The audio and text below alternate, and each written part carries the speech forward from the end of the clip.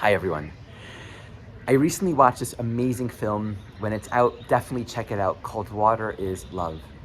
And the beautiful insight and inspiration that I received from this is just the idea that when we understand how a whole organism works, when we can grasp its larger intelligence and see its nature, what it actually is, then it's very easy to make changes. The film focused mostly on the environmental issues of the world, focusing on water and healing our relationship to water as the core of it all. There's so many beautiful teachings in this film.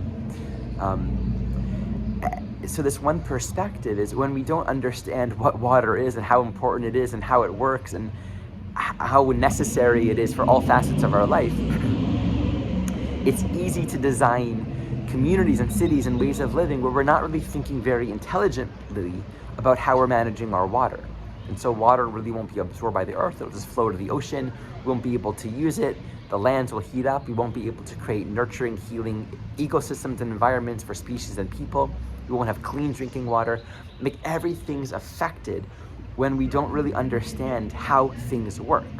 And it's not because we don't care or we're just not interested, we lack the intelligence, right? So many people, especially if we're just conditioned by the way life is, we're going to live the way that we live and do the things that we do and live on this earth in the ways that we're familiar with. We all do, but not necessarily understand the larger picture. I mean, one thing that this movie inspired is for me to learn more about watersheds.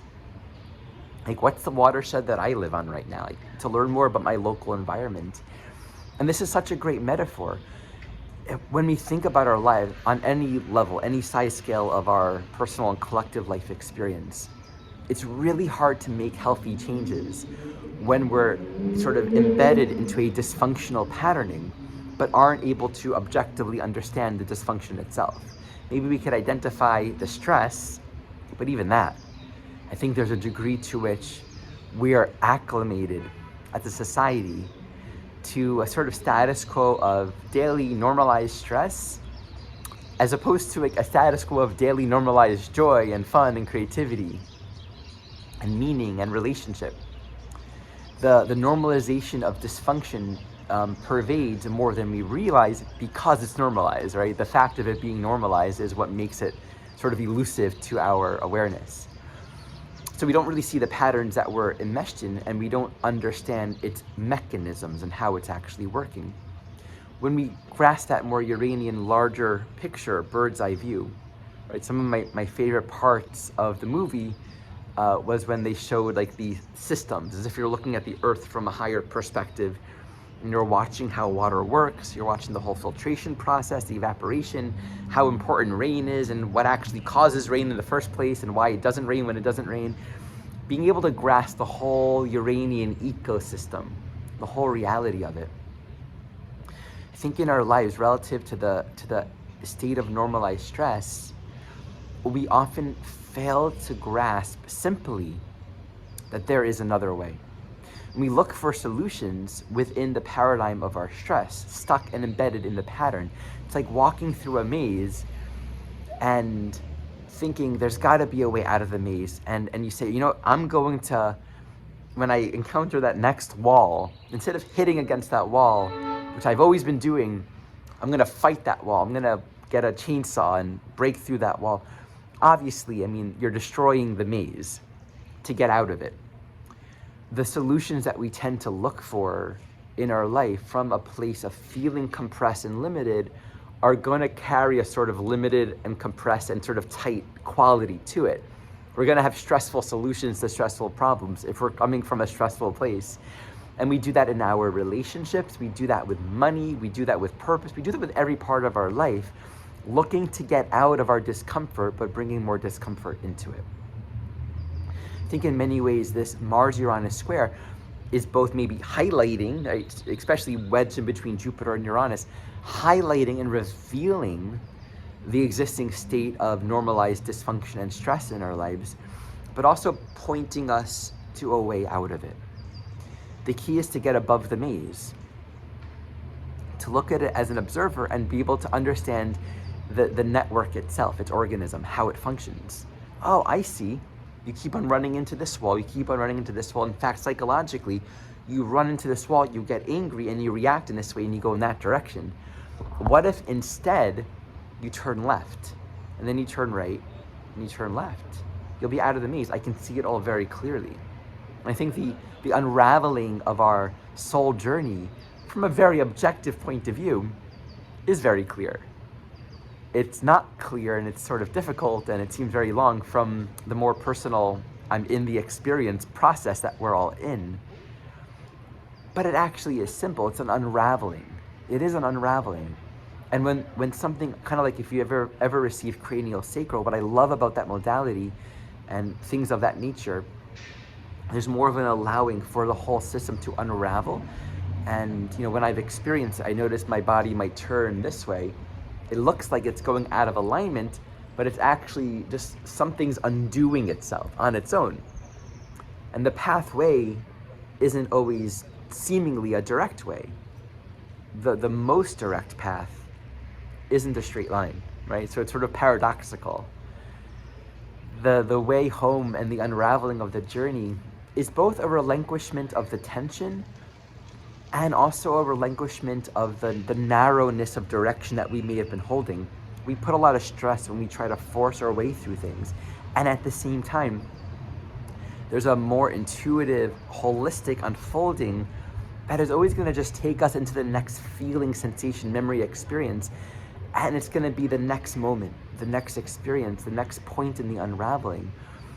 From a Saturn perspective, maybe it's taking a long time. We might kind of get stuck in some parts of it. But I think this is where we have transits like this, and especially as Jupiter moves towards Uranus, there's such a freeing up of our consciousness. There's such a freeing up and becoming aware of our patterns, seeing our life and its potential for livability and joy and meaning, something a lot more enjoyable from a greater perspective, really enhancing greater potential for ourselves. So all the ways in which we're able to cultivate more of that broad-minded, objective perspective, it allows us to see clearly what changes we can make. There's that Victor Hugo quote I really like, something like, there's nothing more powerful in the world than an idea whose time has come. An idea whose time has come. We can't really have a new idea or a new thought unless we've gotten ourselves into alignment with it. In the state of stress and dysfunction, we don't know how to think new thoughts.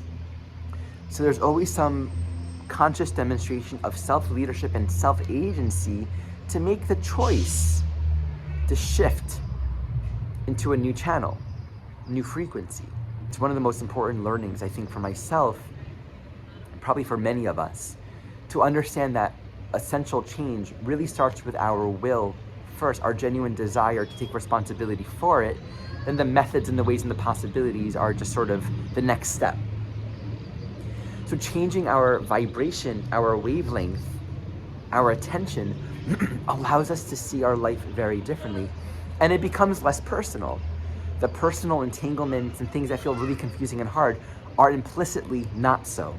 They're not entanglements and confusing and hard by their nature. It's just we're not seeing it clearly, and so we don't know a different way of relating. So much of our life is kind of trying to fit like a square in a circle. And that's hard. And we can force ourselves in sort of that cultural way of just like make it work, right? That doesn't work either. To a certain point it does, and we get confused when it comes to the use of this Mars energy, because engaging our will and cultivating that self-leadership and making the choice, having that willpower is very different than forcing something to happen. I think we don't really understand the difference of that so much, right? Understanding how willpower is a very important part of the evolutionary journey is really about using our will to align and orient towards evolution and growth, and taking responsibility for our vibration from that point of view. It's not necessarily using our will to force things to happen, or force people to change, or force circumstances to be the way we want them to be right now. That's just using more stress. If we tend to be the kind of personality that is used to forcing their way through, this can be a very difficult and stressful kind of time. Because all of these strong Uranian transits linked with Mars and Taurus and Jupiter are saying there's something so relevant and right for your soul journey, for your life, that you really can't bring all of this stress with you. So there might be a strong sense of feeling blocked, like there's a big roadblock saying, no, you can't go, you can't go. Right? If you have difficulty saying yes and claiming what you want, claiming your own will and trusting yourself, that might then be a time that you feel that pressure of not being in charge, thus being more motivated to make new choices, to claim your own will in a more healthy way. Once again, my training program begins next week. This is an opportunity to study astrology from a deep soul perspective with my guidance, with community. Check it out in the description below. And as always, I have my weekly classes every Monday, free, open to all. Check it out on my YouTube live channel. Thank you for watching.